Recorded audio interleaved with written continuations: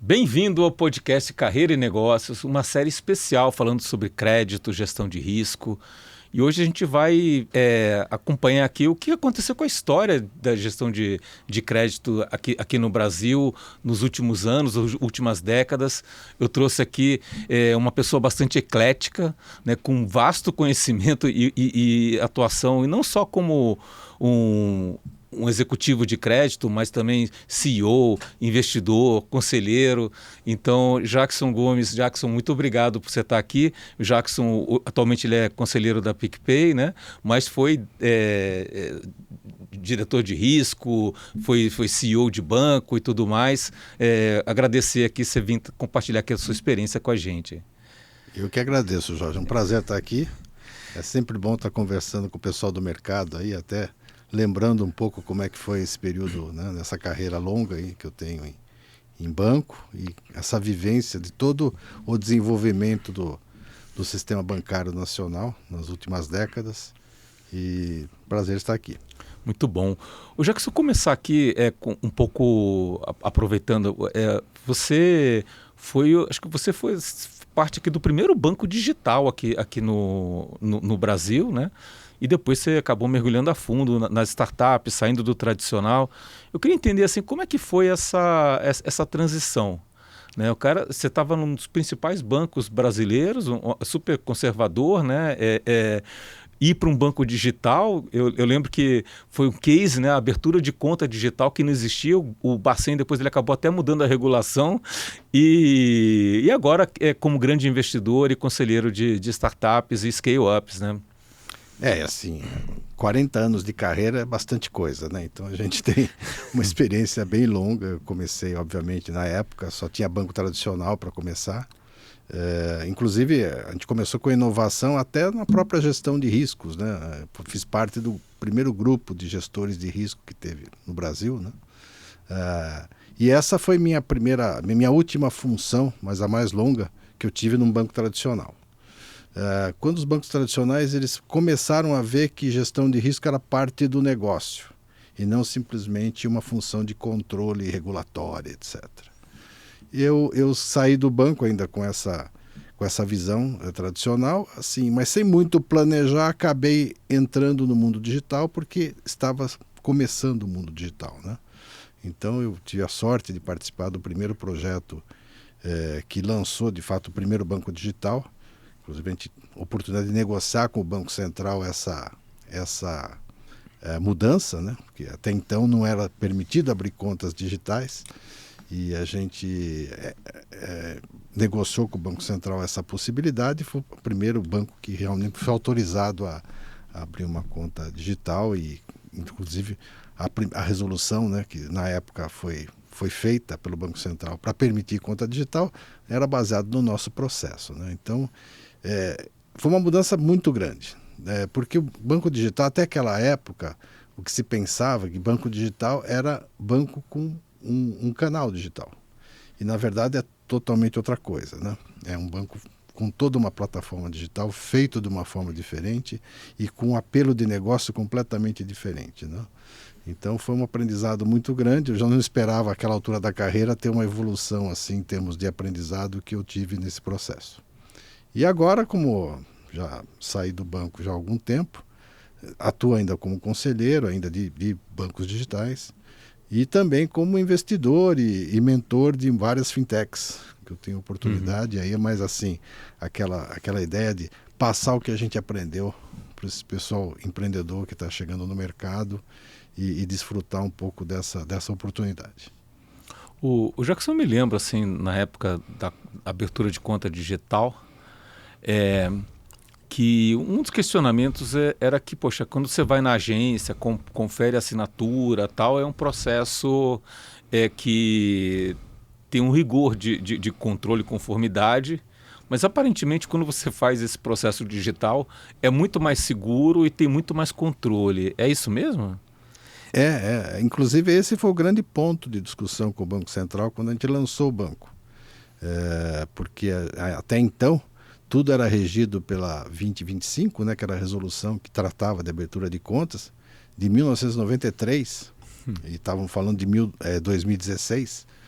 13 anos depois, aliás, 23 anos depois. Então era uma discussão que não fazia sentido você se basear numa resolução muito antiga para regular um negócio do mundo novo. E o Banco Central nos questionou, como é que vocês fazem esse lançamento se a resolução não prevê? E aí tivemos longas, inclusive o banco foi fechado por uma semana, o Banco Central foi lá e pediu para a gente parar os negócios por uma semana, para eles entenderem o processo.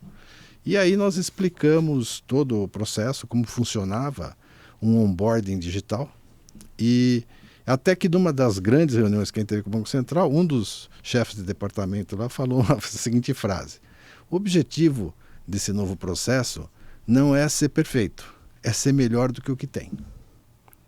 E, de fato, enquanto numa agência o cliente ia lá com um documento, podia ser até falso, e em vez do gerente olhar, quem olhava era um escriturário, sem os detalhes que deveriam ser observados, sem a documentoscopia que deveria ser feita, no processo digital, enquanto a pessoa fazia o onboarding, você preenchia no aplicativo os dados, a gente fazia 5 verificações de documentoscopia, localização, etc. O que tornava o processo muito mais seguro que o processo tradicional da época. Então, isso foi o que convenceu o Banco Central, em uma semana, a soltar uma nova resolução e permitir a abertura de contas 100% digital. E aí, nessa época, depois da conta digital, vocês começaram a dar crédito também usando o canal digital, né? Até hoje é um pouco da minha frustração. A minha expectativa na época é que a gente conseguisse absorver melhor a qualidade das informações digitais para uso nos modelos de crédito. Isso não foi tão rápido. Hoje em dia os modelos já têm mais essa visão, mas demorou para a gente conseguir, ou para os bancos conseguirem, hoje eu não estou atuando mais direto com a modelagem, mas para os bancos conseguirem incorporar informações de behavior e todas as informações que a gente consegue pelo meio digital nos modelos de crédito. Tá? Então isso é uma coisa que demorou mais, hoje está se incorporando, mas ainda não é uma coisa assim que você pode dizer, realmente o modelo, na modelagem digital, o processo de concessão de crédito ficou muito melhor do que era. Ainda está evoluindo. Uhum. E qual é que você vê assim, dificuldade os ofensores para esse processo? De fato, eu não sei. Os modelos de crédito, estamos falando de crédito e estimativa de renda, né? Porque acho que é muito importante nessa população. Mas, por algum motivo, os modelos não têm respondido como se esperava. Então, a gente tem, obviamente que tem ganhos de comportamentais, etc., mas na modelagem para concessão ainda acho que tem muito a ser feito. Tá, usar o potencial de ser nativo digital e alavancar isso além do tradicional, né? Porque toda a informação digital que você tem de behavior, né? Obviamente para a fraude isso melhorou muito. Que, principalmente o tipo de concessão de crédito, você tem que evitar a fraude na concessão, né? Então esse aspecto melhorou. Mas no aspecto de qualidade do modelo, e acho que tem muito a ver também com o behavior da população brasileira, né? De tomador de crédito, que a gente sabe é muito ligado com a economia, etc. Tem vários fatores que não só a questão de qualidade do tomador, né? Que acabam influenciando no crédito. E para fraude, o que apareceu, o que apareceu de adicional que já existia com o mundo digital? Porque você fica mais vulnerável também, né? Fica. Acho que esse aumento de vulnerabilidade que tem no processo digital, não por conta do processo digital, mas por conta do dinamismo que isso trouxe para o processo de bancarização de forma geral, os bancos acabaram aprendendo a se defender mais rapidamente, né? Então, esse processo de fraude é sempre um processo de evolução da fraude e aprendizagem por parte dos bancos, né? Por exemplo, o Pix. O Pix, de fato, é uma ferramenta fantástica, talvez a maior ferramenta de inclusão social que se fez no Brasil até hoje, na prática. Mas, em compensação, abre margem para fraude de tudo quanto é tipo. E os bancos têm que aprender a se defender disso. Eu acho que no crédito acabou pegando um pouco de carona nesses processos. Mas aí, o que tem de adicional, né, quando você vai para o digital para prevenir fraude? Todas as informações de localização, behavior não só o behavior de crédito, mas o behavior de comportamento, de onde a pessoa anda, onde é que ela faz compra, localização do celular, essas coisas acabam ajudando a questão de fraude, né? Então, depende de quando o cara toma o crédito, esse cliente com esse perfil toma o crédito em determinada região, talvez não seja tão seguro. Então, esse tipo de informação que o mundo digital traz, que acaba melhorando a qualidade do processo em termos de fraude. Mas isso não só para crédito, de um modo geral. Né? Em geral. Né?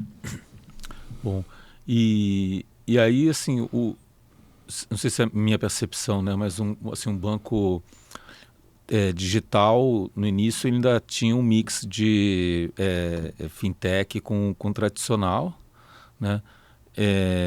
E depois, agora, você, como mentor, advisor, investidor, aí você mergulhou a fundo nas startups, nas fintechs, né? Uma coisa que eu falava muito quando a gente começou o processo digital é que o processo digital ia permitir a disruptura dos processos bancários em vários pontos. Ou seja, se você olhar o processo do banco tradicional, como foi até aquela época, ainda é hoje, mas você vê que tem oportunidades de melhoria de eficiência em vários pontos do processo. Então, tanto no canal de vendas quanto no tipo de produto ou na experiência de cliente de forma geral. Então, era de se esperar isso que está acontecendo. As fintechs elas vão pegando nichos do portfólio bancário, né, em termos de produtos, e vão melhorando a experiência do cliente naqueles pontos. Então, começaram, por exemplo, o cartão de crédito. O cartão de crédito é um negócio que sempre deu dinheiro para banco, mas era principalmente uma ferramenta, um produto de atração de clientes de alta renda. Se fazia isso, ganhava-se crédito no pessoal de mais baixa renda, mas era um produto de atração bancária. E as primeiras entradas foram em melhorar a qualidade da experiência do cliente com o cartão de crédito. E aí que muitos clientes migraram dos bancos tradicionais para as fintechs. E você vai ver em cobrança, desconto de recebíveis. Então, cada ponto desse, as fintechs estão atuando de forma a ser mais eficiente e melhorar a experiência do cliente para aquele produto específico. Como a gente sabe que quando você pega um aplicativo de banco, você vê, tem tantas opções lá que você não usa nem 10% do que tem lá. Então, vamos descobrir o que aquele cliente usa e vamos melhorar. Então, essa é a ideia das fintechs para causar esses rompimentos na cadeia e atuar com forma mais eficiente ali e, obviamente, atrair clientes com isso aí. Então, ao longo do tempo, a minha visão, né, e estou meio fazendo uma visão mais futura, eu vejo a cadeia bancária, de produtos bancários, você olhando para o lado do ativo de um banco, né, os créditos, aí tem potencial para ser completamente quebrado por N participantes. Na cadeia de captação, gestão de recursos, aí vai mais da confiança que o cliente tem no banco, também tem a experiência do cliente, é um negócio que talvez demore mais para ter mais gente participando e gente com maior qualidade. Mas tem certos produtos bancários que vão virar meio commodity, muitos vão estar atuando naquela área e vai vencer o que tiver melhor experiência para o cliente e assim pontualmente, né, dependendo do cliente. É um que mudou muito a parte de transferência internacional, né? Que fazer câmbio era terrível, né? Fazer câmbio no Brasil era um negócio assim meio folclórico, né? Não podia. Muita gente pensava que era proibido. E hoje em dia não. Hoje em dia tem vários aplicativos, você faz câmbio, usa lá fora com total tranquilidade. Todos os bancos praticamente já têm uma conta extra no exterior, então acho que é um negócio que virou um bom exemplo. E os aplicativos até no começo você fazia e não tinha muito controle, né? Atualmente tem o CPF, vai para a Receita e tal. Né? Então enquadrou, né? Eu acho que não é um risco para o sistema, né? É simplesmente uma melhoria de produto para o cliente, né? Acho que tem que ver dessa forma. E aí desses nichos que você está... Então Estou entendendo aqui que você pega a fintech, ela vai comendo alguns nichos que são bastante lucrativo para os bancos, né? Uhum. E como é que você vê a evolução, né? Porque ela dominou aquele nicho, ou está competindo naquele nicho. O que você vê de evolução para o mercado? Você percebe aqui que, sei lá, vai ter um grande player digital juntando tudo isso, vão ser vários pedacinhos, vai ser comprado, vai prestar serviço? Eu acho que a primeira tendência é abrir, tem vários mais participantes. Uhum. Aí vai ter a disputa de quem vai dar o melhor produto para o cliente. Quem vai melhorar. Hoje estamos falando de experiência de cliente. Hoje você usa um aplicativo dependendo da experiência que ele te dá. Se ele não te dá uma experiência boa, você vai para outro, Uhum. que tem alternativas. Então, os vencedores vão ser aqueles que dão melhor experiência para o cliente. Agora, vai ter uma consolidação de volta? Eu acho difícil. Eu acho difícil porque eu acho que vão ter mais participantes no mercado. Mesmo porque hoje a população que a gente tem é muito mais dinâmica. Antes a gente não mudava de banco por uma questão de comodidade, confiança. A gente preferia ficar com aquele banco, até às vezes sabendo que estava tendo uma remuneração menor ou a qualidade não era tão boa. Hoje não existe mais isso, as pessoas mudam rapidamente, né? Então acho que essa dinâmica vai continuar. Eu não vejo uma consolidação voltando, não. Acho que vão ter vencedores nos vários produtos que vão oferecer produto melhor, mas não vai ter uma consolidação de volta, não.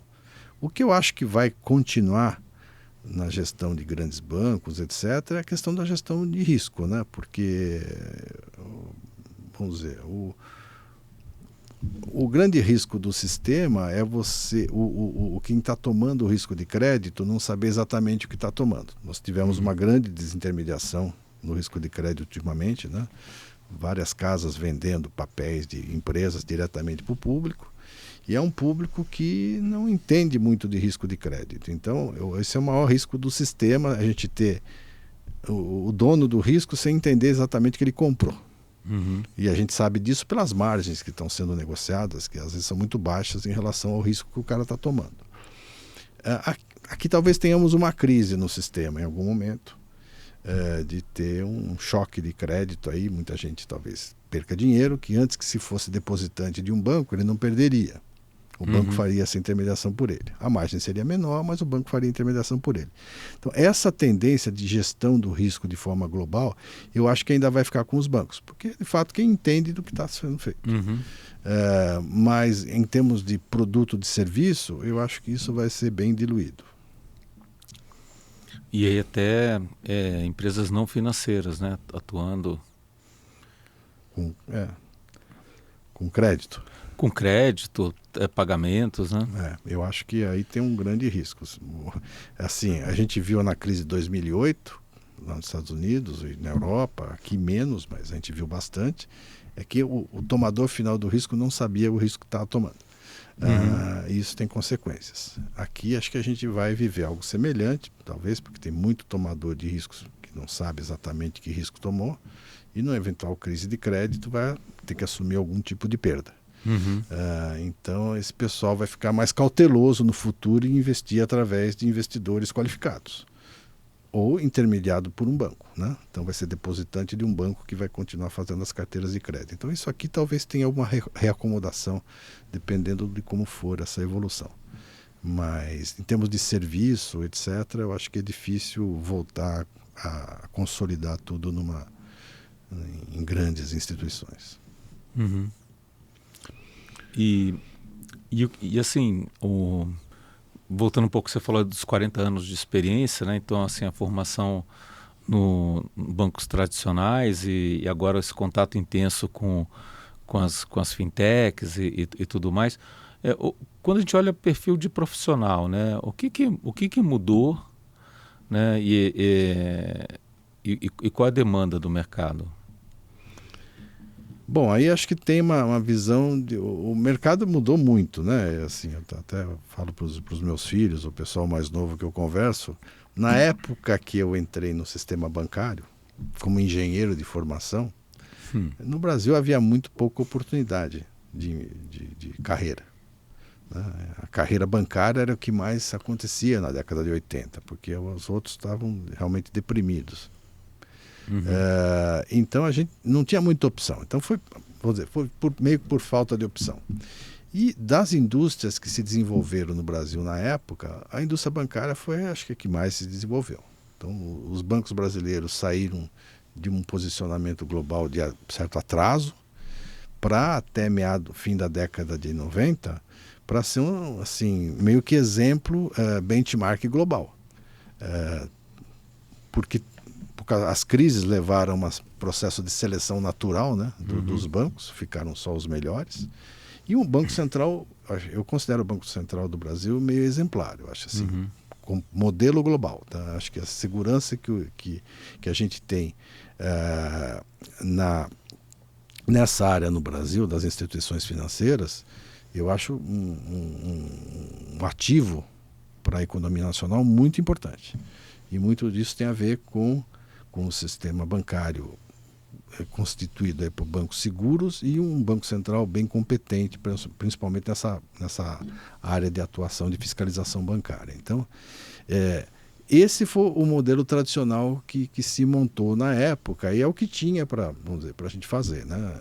E acho que eu me sinto honrado de ter participado dessa escola. Aprendi muito com isso. Fui do primeiro grupo que montou gestão de riscos nos bancos, que não existia. Até 94, quando estabilizou a moeda, não existia gestão de risco no Brasil.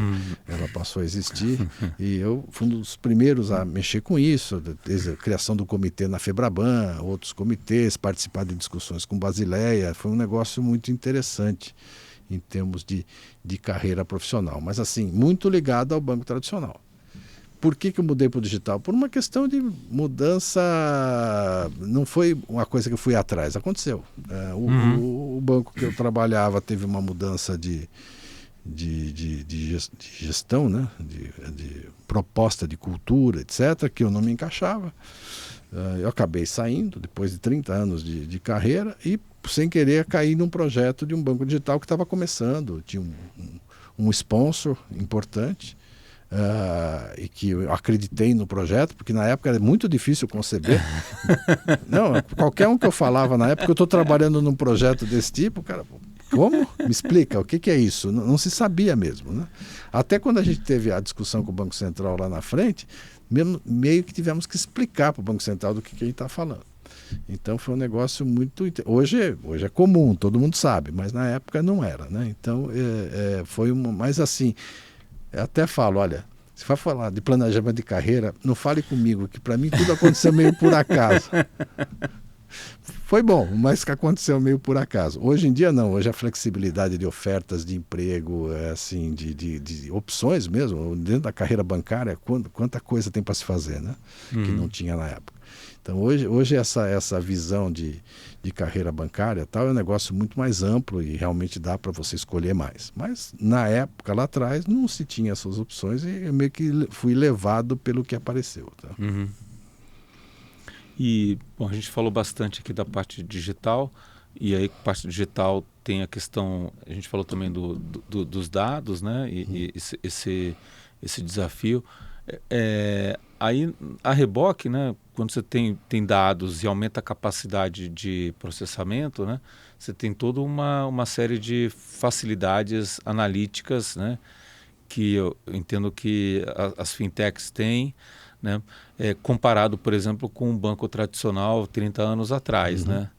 Como é que você vê esse contraste, assim, né, as áreas de modelagem, quando você estava no auge da gestão de risco, né? E hoje, quando você pega e vê assim, uma fintech dando crédito e tal, o que mudou nesse processo? Né? Assim, tem dois aspectos. Um, que eu até já comentei, é a questão de como é que eu incorporo essas informações novas no modelo.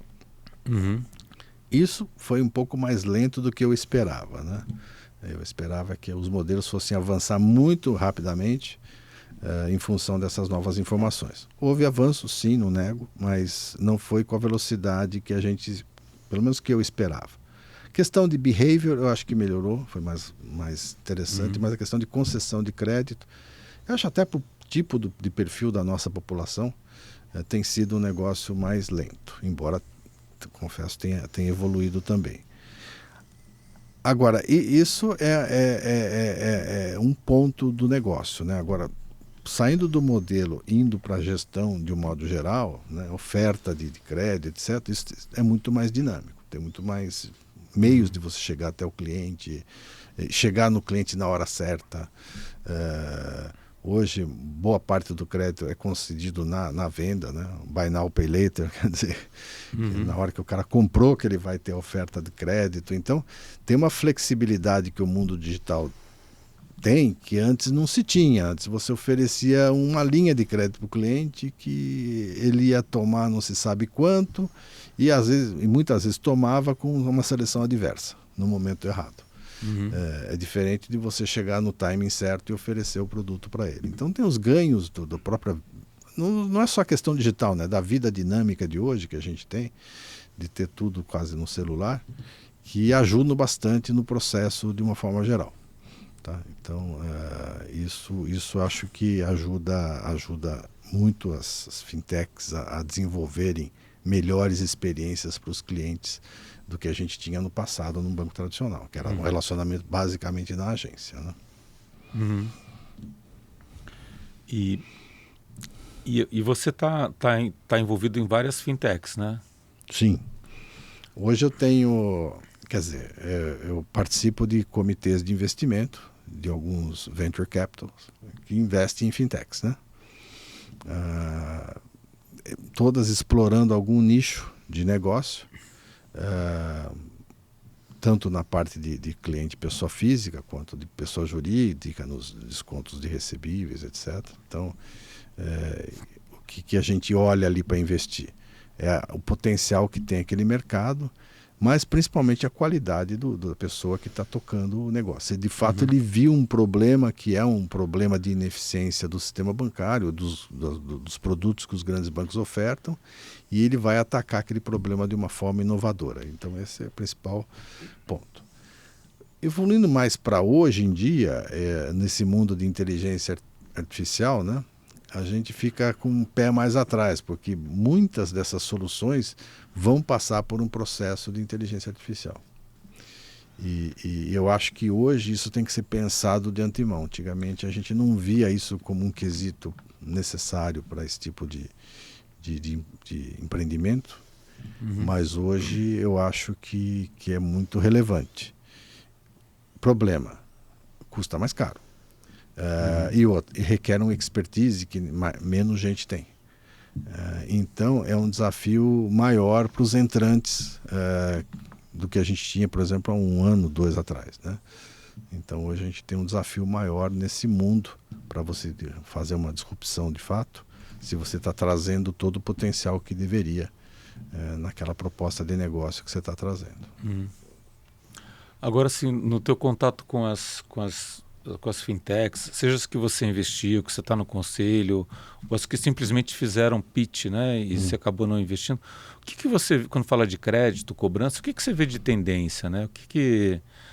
Aonde que está assim, o potencial de inovação, mesmo que não tenha sido realizado, né, mas aonde que você aposta aí? Eu tenho visto recentemente poucas fintechs de concessão de crédito. Assim, estou falando de nível anjo, pré-seed, esse nível mais básico, tá?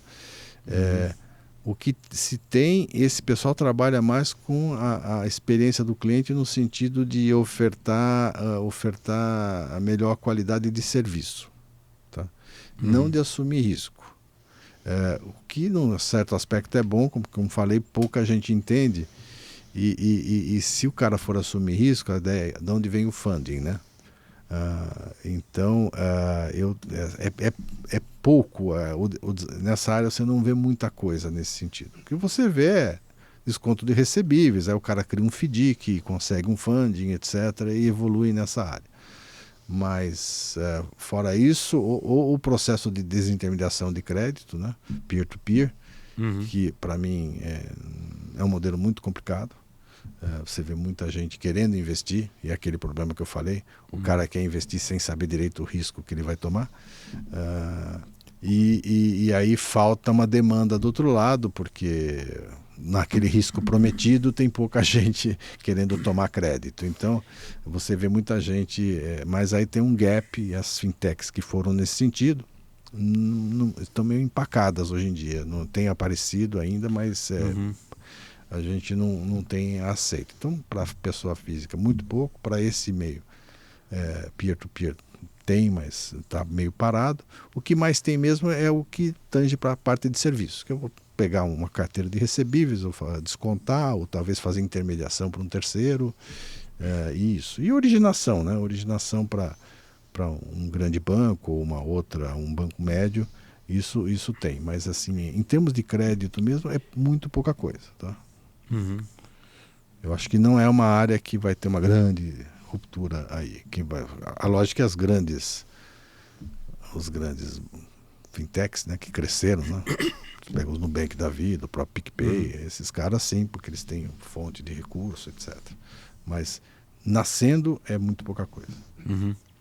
E assim, eu entendo que até a sua ida para um banco digital e depois para startups, isso exigiu uma visão de mundo diferente, um conhecimento que você, não sei se você tinha no momento ou não. A pergunta é onde você bebeu assim, para se atualizar e buscar esse conhecimento, né? A questão de mais, não era tanto uma questão de conhecimento, porque as startups nada mais fazem que trazer os produtos bancários para o mercado de uma forma diferente. Eu acho que o que mais me afetou foi uma questão comportamental. Quando você está num grande banco, trabalha nos comitês de um grande banco, a sua disposição para ouvir coisas que podem não fazer sentido é bem menor. Quando você tem, até mesmo na montagem do banco digital que eu acabei fazendo, basicamente o nosso público, nossa equipe, né, era formada por pessoas de banco e pessoas forçosamente de mercado digital, que não eram de banco. Até para a gente poder questionar a experiência de cliente, porque se você coloca só cara de banco, ele vai tender a dar uma experiência de cliente semelhante ao do tradicional. Então a gente queria esse conflito para a gente inovar. Então já foi uma experiência que eu tive ali e aprendi muito com isso. Né? Pessoas que não sabem que não dá para fazer, né? E acabam fazendo. Exatamente. Porque a primeira vez que eu sentei numa mesa e falei, não, nós vamos abrir uma conta digital inteiramente com um processo, eu, assim, como? Né? Me conta. E aí você vai vendo que a coisa começa a fazer sentido. Enquanto num grande banco, eu me sentiria muito, assim, pouco confortável em sentar numa reunião daquela e ouvir toda aquela conversa. Então, foi um processo de abertura mental muito interessante. E quando eu cheguei no mundo das fintechs, etc., eu estava muito mais preparado para ouvir o que as pessoas tinham a dizer. E isso acho que foi a grande contribuição. E vamos ouvir primeiro, antes de ter uma definição ou ter uma opinião formada, porque pode ser que faça sentido. Se você não dá espaço para a pessoa se expor, etc., você não vai criar nada. E esse processo de criação exige que você ouça bastante, admite, dê mais chance para o risco, porque pode não dar certo e você tem que aceitar isso. Então esse tipo de coisa que eu aprendi, essa abertura mental, que foi, acho que a maior contribuição que eu precisei para caminhar de um lado para o outro. Em termos de conhecimento técnico, acho que muito pouco, mas em termos de comportamental, acho que isso foi muito importante. E aí você fez alguma aceleração, alguma coisa? Foi direto para o banco digital? Foi direto. Eu não fiz nada, porque mesmo que não se tinha na época, não é que eu não viajei, não conversei com pessoas, etc. Mas eu não fiz nada assim acadêmico nesse sentido, tá? Eu simplesmente participei de conversa. Na época da abertura do original, que foi o banco digital que a gente abriu, a gente conversou muito com bancos da Europa, bancos dos Estados Unidos que estavam inovando, etc. A gente fez uma pesquisa nesse sentido. Mas em termos de fazer alguma coisa acadêmica ou explorar mais essa questão, eu não fiz, acabei não fazendo. Uhum. E você tem investimento fora também, startups investidas em outras geografias? Não? Hoje eu tenho, certo, porque eu vivo parte da minha vida, pessoal e até profissional em Portugal, né? Então eu comecei a participar lá de Venture Capital também lá em Portugal, até assumi como mentor 2 delas, que tinham a ver com o financeiro, né, parte bancária. E para entender como essas coisas funcionavam lá, etc. Acho que é interessante sempre ter um ponto de comparação. Então é isso. Mas, de forma geral, não é muito diferente daqui. Há uma diferença de mercado, etc. Mas em termos cultural, obviamente, mas em termos de técnico, de exploração do mercado, não é muito diferente daqui, não. Tá? Lógico que tem algumas questões particulares, a formação do pessoal lá é diferente daqui. Uma startup em Portugal ela já tem que nascer global, porque se nascer pensando em Portugal não vai ter muito progresso, que é um mercado muito pequeno. Mas de forma geral não tem tanta diferença daqui, não, do jeito do pessoal empreender, etc. Em termos de ecossistema, né? Não sei se você chegou a fazer essas viagens também que vai para o Vale do Silício, para Israel. Você vê muito, você conhece bastante aqui no Brasil, né? Tem um gap, como é que você vê essa... Eu acho que tem o gap de mercado, obviamente. O Vale do Silício está olhando para um mercado bem global, Estados Unidos, Israel também, mas de um ponto de vista diferente. Eu acho que isso tende a abrir muito mais a cabeça do empreendedor do que o nosso aqui, que nasce muito voltado para o mercado brasileiro. Inclusive, eu tenho um dos fundos que eu participo lá em Portugal, a proposta é levar a startup daqui para a Europa, né? E você vê que quando os caras chegam lá, eles têm dificuldade de entender um mercado diferente do brasileiro, né? Principalmente no mundo das fintechs. Como eu falei, nosso mercado financeiro é um mercado forte, bem desenvolvido, etc., mas ele é muito particular. E a hora que você tenta usar ferramentas aqui lá fora, você tem problemas de adaptação. Então, por exemplo, nesse grupo eu não conseguimos levar nenhuma fintech para fora. A gente levou outras startups, mas fintech nenhuma. Porque é um desafio maior. Então, acho que tem mais essa questão de posicionamento global e, lógico, a formação do empreendedor lá fora, embora o empreendedor brasileiro seja arrojado, trabalhe pra caramba, etc., a formação lá fora tende a ser a mais privilegiada.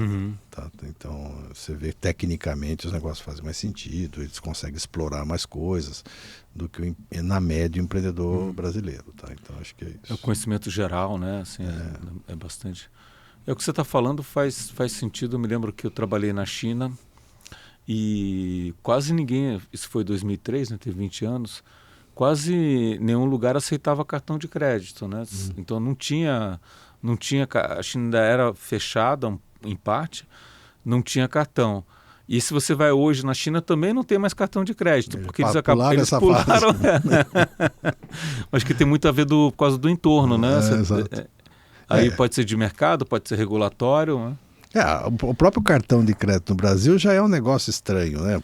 Comparado ao resto do mundo, né? Então aqui a gente já faz a venda, o merchan vai receber em um mês, quando lá fora recebe em dias, e aí a gente oferece o desconto do recebível para o cara. Então tem umas particularidades de Brasil, que essa oportunidade de negócio não tem lá fora, por exemplo. Entendi. Aí você não consegue replicar Que aqui muitas fintechs trabalham com isso, e lá fora nem existe esse produto para oferecer. Então, acho que aí o cara fica comparando a rentabilidade que ele tem aqui com lá de fora e aí acaba, na maioria das vezes, desistindo, né? Vamos explorar mais o mercado brasileiro, que é grande, do que tentar alguma coisa internacional.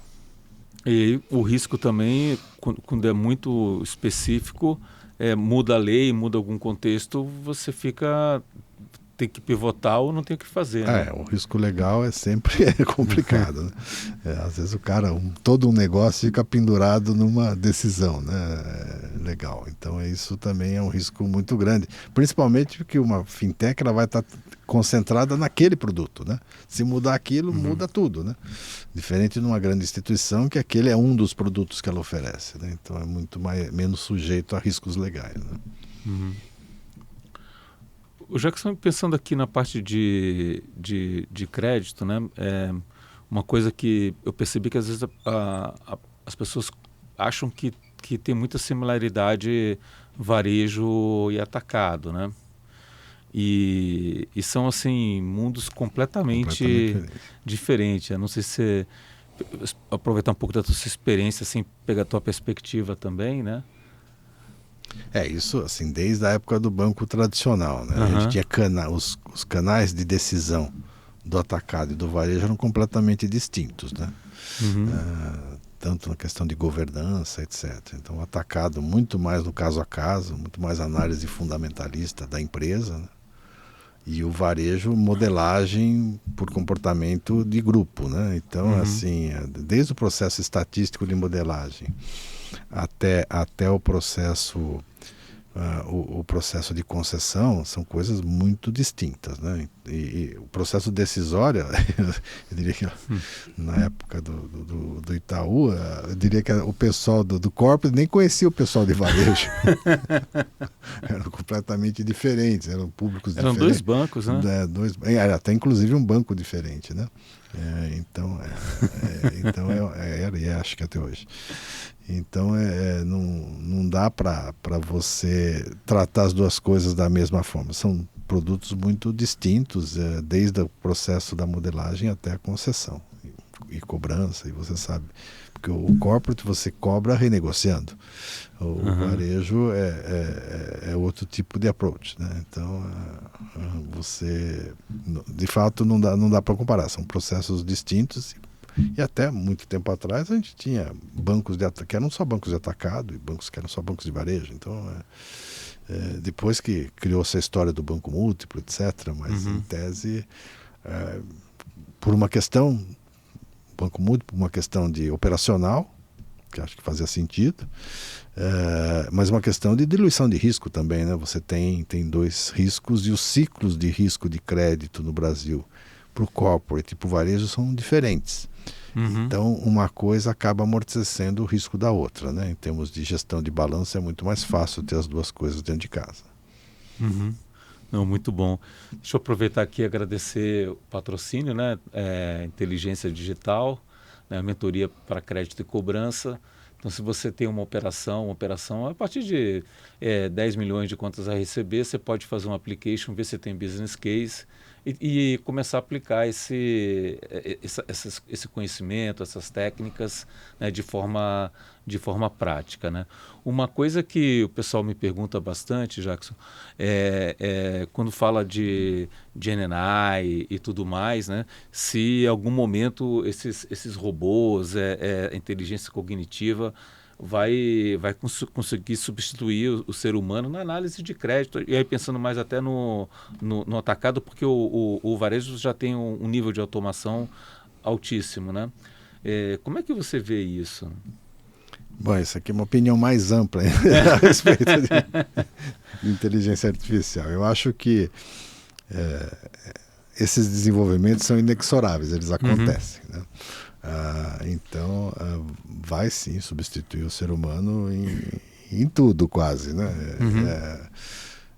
No que diz de processo e análise cognitiva, etc. Acho que isso vai acontecer, é uma questão de tempo.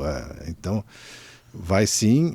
Agora, como é que a gente vai fazer isso de uma forma prudente, né? Hoje, eu diria que talvez essa evolução dos modelos digitais, no varejo principalmente, que você já até comentou que é uma tendência, que não ocorreu com a velocidade que a gente esperava para incorporando informação, esses modelos vão conseguir fazer isso com mais dinâmica.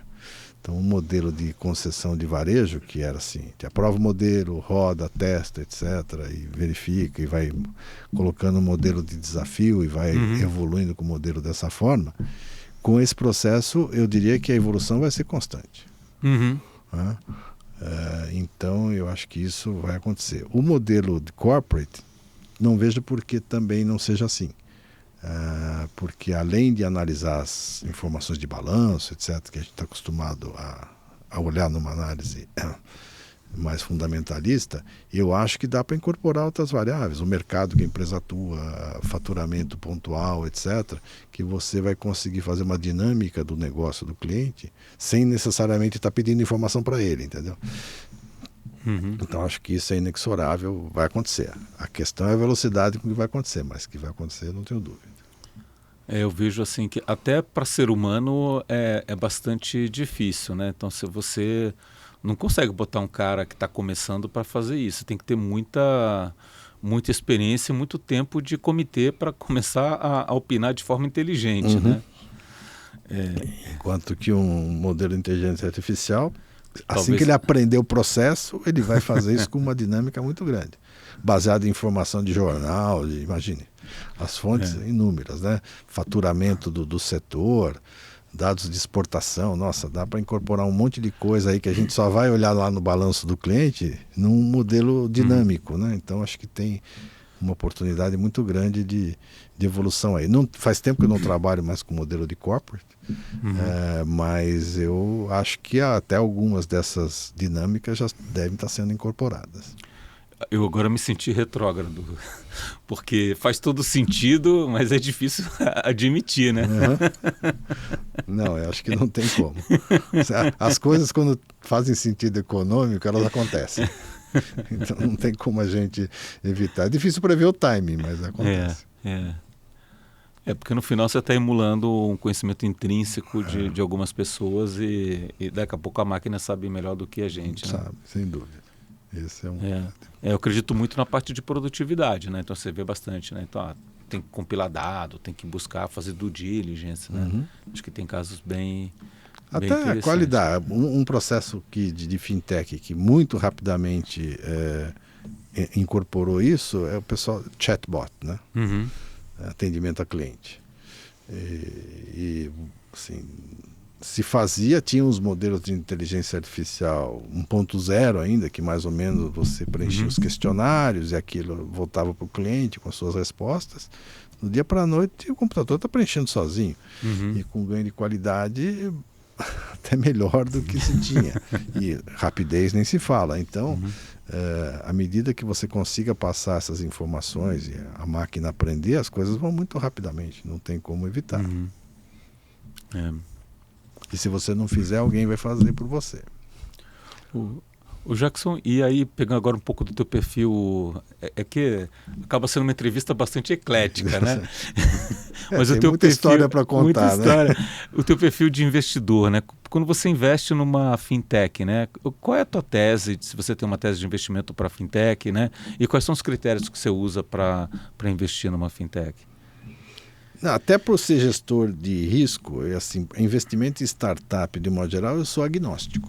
Né? Então, eu acho que tem que ter um portfólio diversificado. A gente nunca vai saber, porque é um mercado muito dinâmico, inovações surgem todo dia, startups que você acha que são tremendo potencial, do dia para a noite elas desaparecem porque surgiu algo novo, startups que você não tinha muita fé acabam dando certo. Então, essa dinâmica de mercado não permite até uma tese muito restrita, até por uma questão de diversificação de portfólio. Aí você está falando da seleção da startup ou da vertical? De investimento, como investidor. Como investidor, tá. Como anjo, eu prefiro as fintechs, assim, porque eu tenho mais conhecimento para dar. Né? Então, o anjo, em tese, aporta conhecimento para o founder, senão não tem muito sentido, né? Então, as fintechs, a mentoria faz parte do processo. E aí, smart, né? Então, a minha tendência é escolher aquelas que eu acho... acho boa ideia. Primeira coisa, eu falei, isso aqui de fato o sistema bancário está precisando. Então, eu vou apoiar, porque eu tenho ideias a respeito disso, eu quero transmitir. E umas que eu tenho bastante conhecimento, que acho que eu sou capaz de dar informação para o founder e evoluir mais rapidamente nisso. Por exemplo, uma das startups que eu sou mentor lá em Portugal, ela faz onboarding, que foi uma área que aprendi bastante. E tem outra aqui no Brasil também, né? As duas fazem onboarding. Essa área aprendi, né, bastante, tem coisa para passar. No começo, um ano assim, de mentoria, de fato, eu consegui fazer eles evoluírem muito bem no produto. Hoje eles estão por conta hoje eu sou mero investidor. Mas na mentoria inicial, foi muito importante passar o conhecimento que eu tinha para eles. Tá. E aí, independente de uma tese de investimento, na verdade, aí faz todo sentido você estar num pool de fintech, porque é onde você consegue trazer um conhecimento tácito. Mas aí é mais como anjo, né? Não tanto como investidor. Como investidor, eu invisto no pool de fintech, no de Lawtech, no generalista, todos eles, né? Diversifico. Não, muito bom. Bom, agora eu vou mudar de novo o tema, né? Agora completamente. Se alguém chegasse para você e falasse o seguinte, olha, você vai viver 50, 100 anos a mais que os seus avós, né? Primeiro, se essa seria uma boa ou má notícia e o que você está fazendo nesse sentido, né? Bom, eu sempre tenho o planejamento financeiro é importante, certo? Eu falei, meu sonho ideal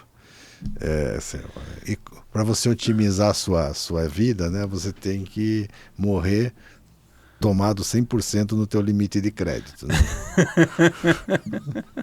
Você otimizou financeiramente a sua vida. A dica de crédito agora, né? O problema é você errar o time, né?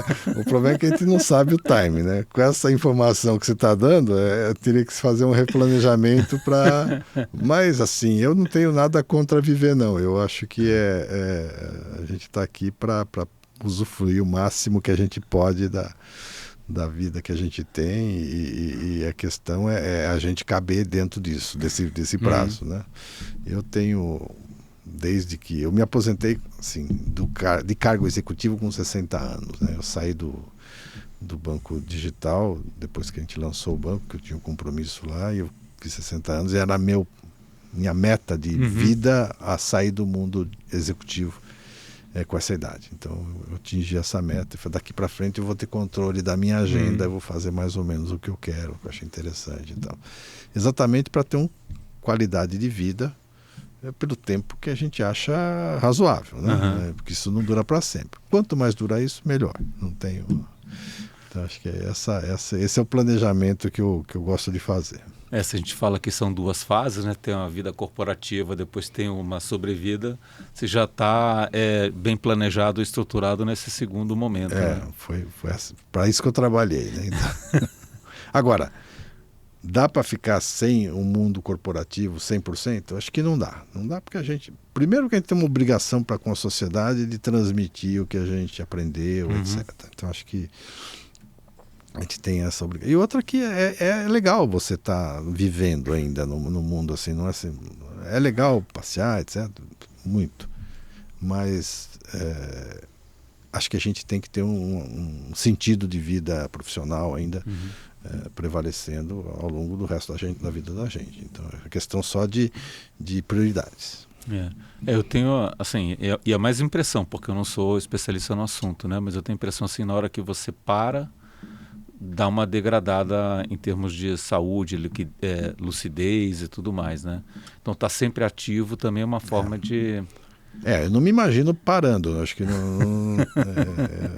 essa não é... É lógico que as condições físicas vão permitir até um momento, mas no momento eu não me imagino parando não, de jeito nenhum. Não.